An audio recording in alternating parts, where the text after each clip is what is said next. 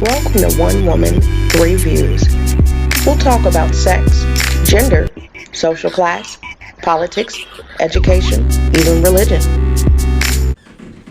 Welcome to the One Woman, Three Views podcast after hours. We're going to talk about the Surviving R. Kelly documentary as well as the victims of the alleged sexual assault and molestation of minor children.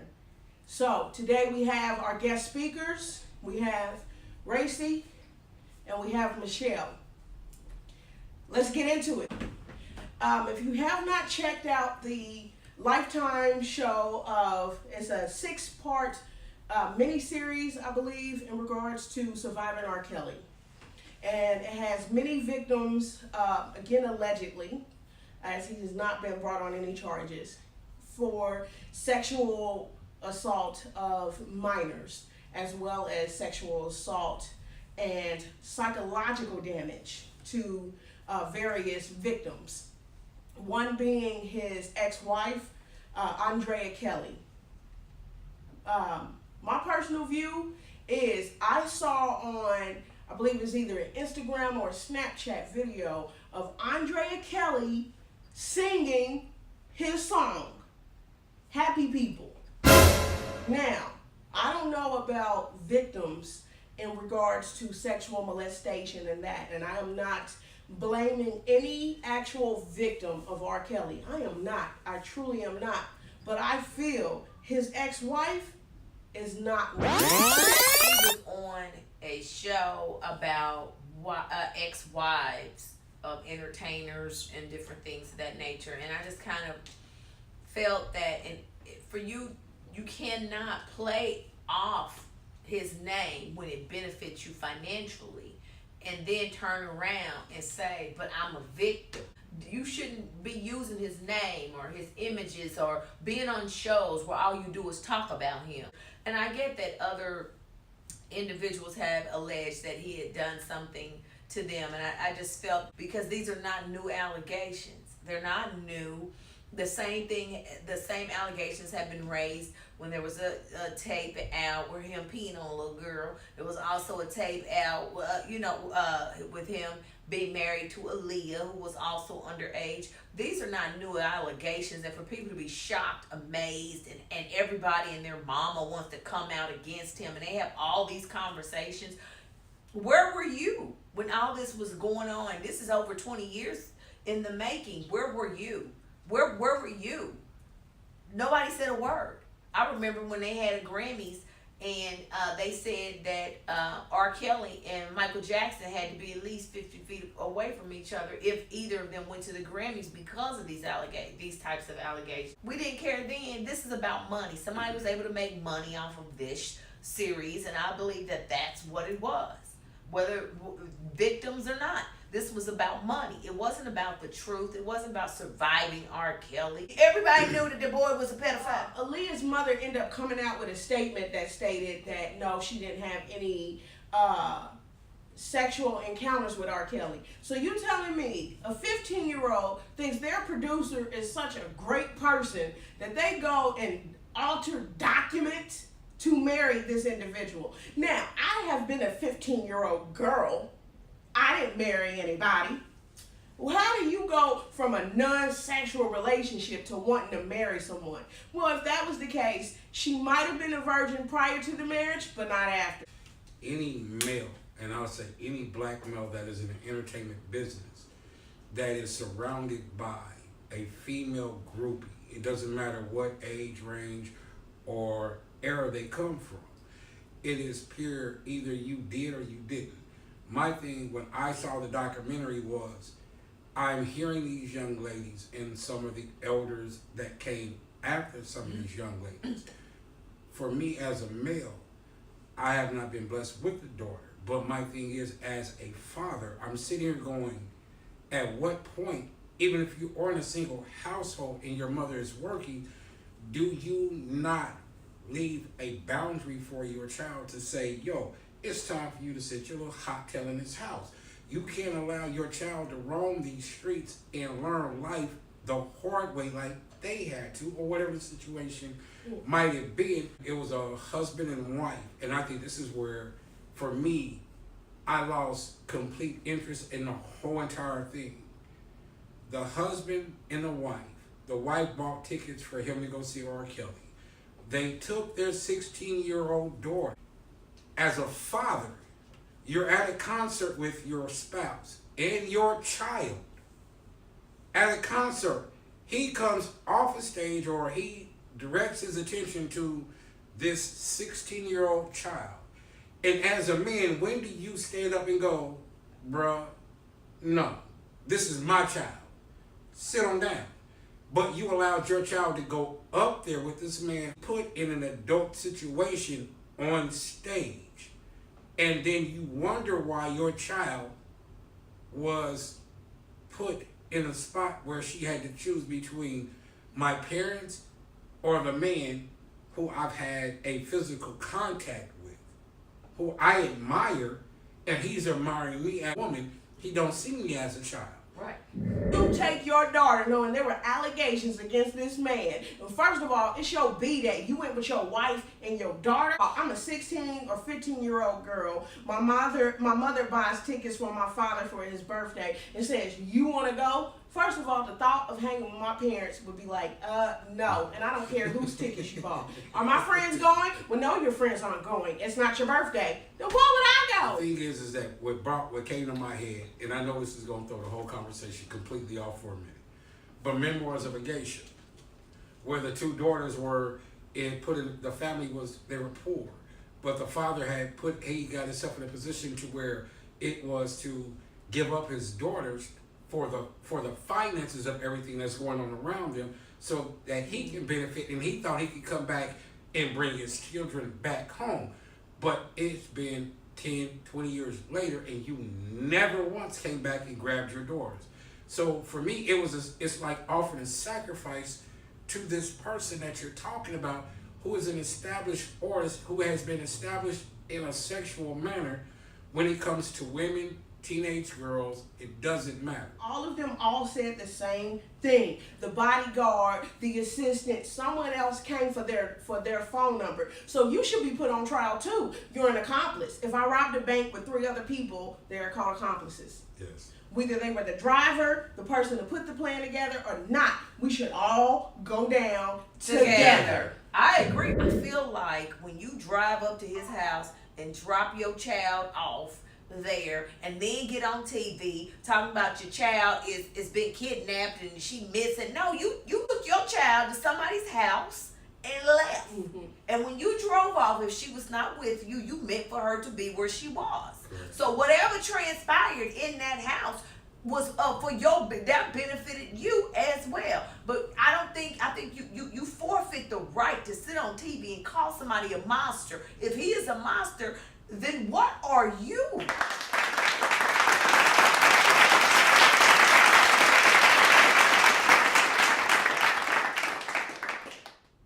His ex-wife was one of his premier dancers when he was even with R. Kelly in public announcement. Most people do not realize, if you go back to a lot of their videos, she's in them. She is in them. Mm-hmm. She is also in the one that Bump and Grind.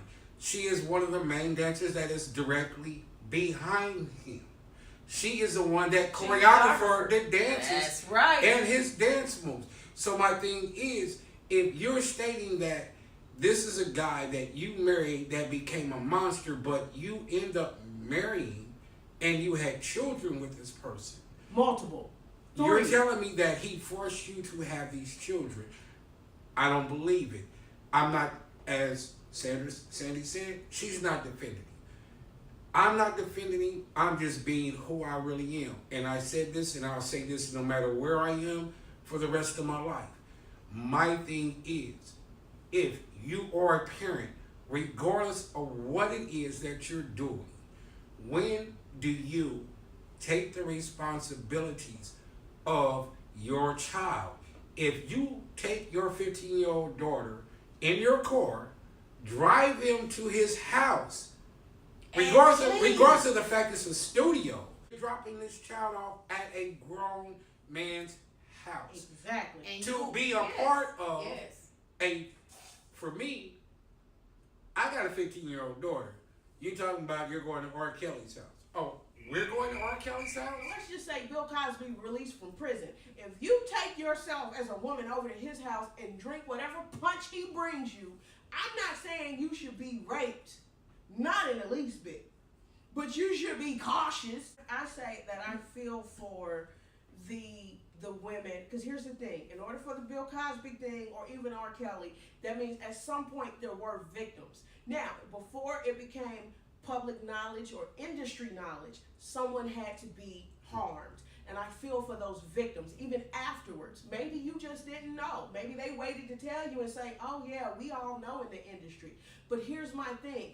Once you know the information, it is on you to deal with the truth in the way that you deal with it. You cannot be an actual victim, not the minors, but as a parent, when it comes to the R. Kelly situation, you are no longer a victim when you have that knowledge and you cease to feel that it is true, and you put your child or you put your loved ones in that position anyway. You threw them in an ocean full of sharks, and you knew that it was shark infested. So we're going to switch gears here. We're going to go straight into our next topic. If you're not aware, the Jussie Smollett attacks, I believe more info came out that stated it was 2 Nigerians. So Joe Budden said the dumbest comment ever in the history of humanity. He said, I'm going to need to see the footage in order for me to believe he was attacked. You don't need to see a black man get attacked. They get attacked just for driving, just for walking, just for going to work. And him just being black wasn't enough. It's the fact that he a black gay man. It's too many times in the black community, we separate our black, lesbian, gay, transgender, bisexual, and queer, and all the types, pansexual, all of those. We separate the struggle as if being a black, gay, or lesbian, or whatever your preference is, isn't hard enough. The moment you feel the need to fight a gay man simply because he has approached you, tells me your gay is showing. Tuck your skirt in. You are using your mouth and your tongue to strike and take him down. The same tongue that's in your mouth can be the same tongue and the same verbiage that takes you out. Stop judging. We are not formed to judge. And that brings me to our next topic. The Monique interview with Steve Harvey on the Steve Harvey show, okay? Where she also went to Twitter and ended up stating how Steve Harvey was a sellout. But here's the thing. You want middle class and poor people of the black community to rally behind you as a rich individual. You chose that paycheck. You did, Monique. Out of all of that, the one thing that nobody's brought up is that even behind everything that you said and done, verbally, through your thumbs, on your phone, whatever you use to get it out there, you won an Oscar. You're on his show because he wanted to hear from his sister what is the truth. There's 2 sides to every story. 3. He got one. Your side, Their side, and the truth. Like I said, he got their side through all the media outlets. Mm-hmm. Now he wants to bring you in and sit you down on his couch. Like if you sitting right here, this is you, Monique. You sitting right here. Now you sitting here on the couch, and he is allowing you to give the truth to the world. The thing that you gotta remember is the same way that you came up will be the same way you go down. The thing is that when she sat down at the negotiation tables with Netflix, they offered her a large sum of money up front, which was to begin the contract. And they said, per episode or whatever movies that you're in, we'll give you a certain percentage per movie that you're storing in. To the fact that he's your manager, should have kept him out your business and hired a legal attorney to sit in that room with you. Your manager's on the outside. Your attorney goes in that room. Amen. Do you understand? Not a public defender, not a regular lawyer. You need you a commercial lawyer that understands entertainment scripts, percentages, and point system for that thing.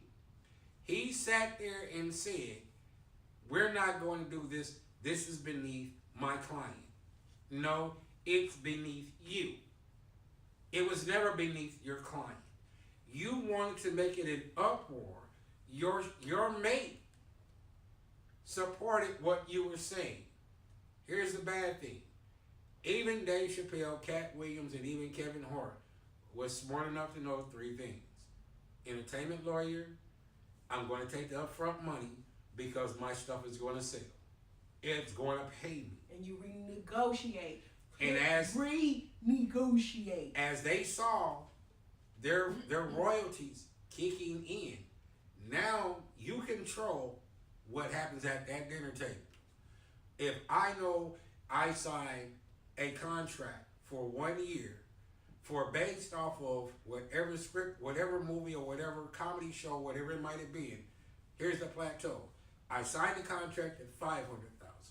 I have another contract that states I'm getting 10% of the royalties on the front and the back end of that first initial contract. Per video that you're seeing, you're getting 1% of the proceeds that's going to Netflix. Then you actually say, no problem. $500,000 up front, 10% of the front, and 10% in the back. That means you're grossing your net. 1% of $5.99 or whatever it is that they're paying to have that video. It goes to Netflix. You get royalties in the front and the back end. So as soon as they hit play, Netflix is paid. Now you're paid. On top of that, you're getting 1% of each portion of the front and the back end of that contract, on top of what you already have. That $500,000 is a sign-on bonus to run all of your products through their company. You're getting 10 on the front, 10 on the back. That's 20%. The thing of it is when you're dealing in business, understand this. If you don't know how to negotiate, shut the hell up and get your manager out and get you an attorney that can go in while you're sitting there going, You lean over to your attorney just like this. So Bob, what they say? Bob is short for Bobina. Oh, okay. I'm getting $500,000 up front. Right. And I'm getting 10% in the front. Right. Okay. Do I get 10% in the back now or later? You getting this so much, your money gonna be coming out the back. Okay, then the 1% of that I don't understand is going, is it per episode or per series? Series. So I got a box set. I've got movie over here because I'm in 5 different movies and I have my own comedy special. Plus my special with the Queens of Comedy, this way, that way, this way, that way. Well, let's see. If I multiply 0 times 0, that means nothing. But if I take 10 times 10, I'm at 100. Guess what I'm taking? She took the 0. There you go. I'm taking 100. Now she can never go back and negotiate with Netflix. Yep. And that concludes our podcast After Hours. We thank you for tuning in. Again, I am your host, Sandra. Our guest speakers, Gracie, Michelle, and we are signing off. Don't forget to tune in every Saturday at 9 p.m. Central Standard Time on our YouTube channel and check out the One Woman, 3 Views podcast. Signing off.